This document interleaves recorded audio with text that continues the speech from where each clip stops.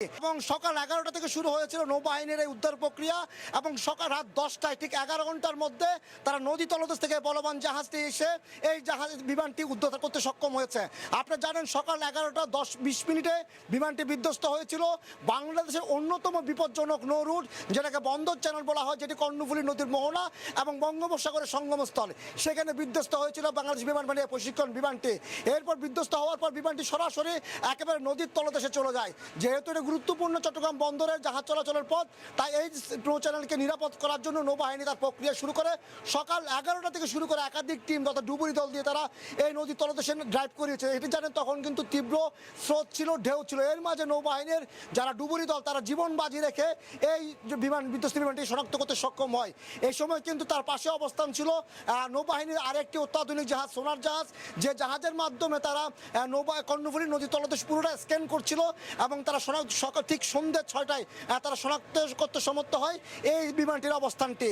এরপর তারা তাদের যে যে উদ্ধারকারী জাহাজ রয়েছে এই বলবান, আমি যে জাহাজটিতে অবস্থান নিয়ে আছি সে বলবান জাহাজটি তারা আনে এবং তারা সেখান থেকে তারা ডুবুরি দলকে আবার নামানো হয় সাগর নদীর মধ্যে। তারা গিয়ে নদীর তলদেশে গিয়ে এই বিমানটি তারা কেবল লাগাতে সক্ষম হয়। এরপর কেবল যে ক্রেনের সাহায্যে বিমানটি তুলে আনা হয়েছে, অর্থাৎ 11 ঘন্টা প্রাণান্তকর চেষ্টা করেছে বাংলাদেশ নৌবাহিনীর যে ডুবুরি দল এবং তাদের বলবান জাহাজ। মূলত 3 ভাগে বিভক্ত হয়ে নৌবাহিনী এই উদ্ধার প্রক্রিয়া শুরু করেছিল। একটি প্রক্রিয়া ছিল যারা সশরীরে এই ডুবুরি দল, ড্রাইভার, স্কুবাররা এবং তাদের যে কর্মকর্তারা এই কর্ণফুলী নদীতে অবস্থান নিয়ে বারবার নদীতে ড্রাইভ দিয়েছে।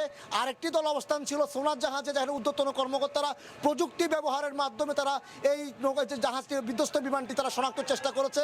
আরেকটি দল ছিল বিএনএস ইশাখাতে, যারা সেই ঊর্ধ্বতন কর্মকর্তারা যারা পুরো উদ্ধার প্রক্রিয়া তাদের নিজস্ব কার্যালয়ে বসে তদারকি করছিল। এরপর আমরা দেখেছি ঠিক সন্ধ্যা যখন 6টার আগ মুহূর্তে তারা বিমানটির অবস্থান শনাক্ত করতে সমর্থ হয়, তখন তারা একটি বেলুন বসিয়ে দেয় সেখানের মধ্যে।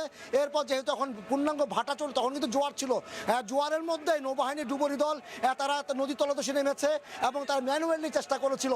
সর্বশেষ সন্ধ্যা 6টায় যখন তারা শনাক্ত করতে সমর্থ হয়, এরপর তাদের যে উদ্ধারকারী জাহাজ বলবান, সে বলবানকে কিন্তু আগে প্রস্তুত করা হয়েছিল।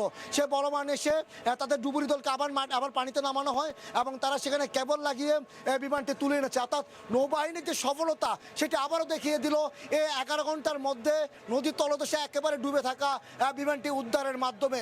এছাড়া আরেকটি বিষয় যে দুজন, অর্থাৎ আমি যদি বলি যে মারা গিয়ে এই বিমান দুর্ঘটনায় নিহত হয়েছেন স্কোয়াড্রন লিডার যে আসিম জাওয়াত, তাকে কিন্তু প্রথমে নৌবাহিনী হাসপাতালে নিয়ে যাওয়া হয়েছিল, সেখানে তার চিকিৎসার ব্যবস্থা হয়েছে, সেখানকার চিকিৎসা তাকে মৃত ঘোষণা করেছেন। যেহেতু আপনারা জানেন নৌবাহিনী কিন্তু কর্ণফুলীতে একটা বিপক্ষ অবস্থান নিয়ে আছে, তারা যদি যে আবার যে সক্ষমতা রয়েছে সেটি কিন্তু তারা এই উদ্ধার প্রক্রিয়ার মাধ্যমে তারা সেটি প্রমাণ দিচ্ছে। এখনও দেখতে পাচ্ছেন নৌবাহিনীর সদস্যরা উদ্ধারকৃত বিমানটি বিধ্বস্ত বিমানটি বিমান বাহিনীর কাছে হস্তান্তর করছে।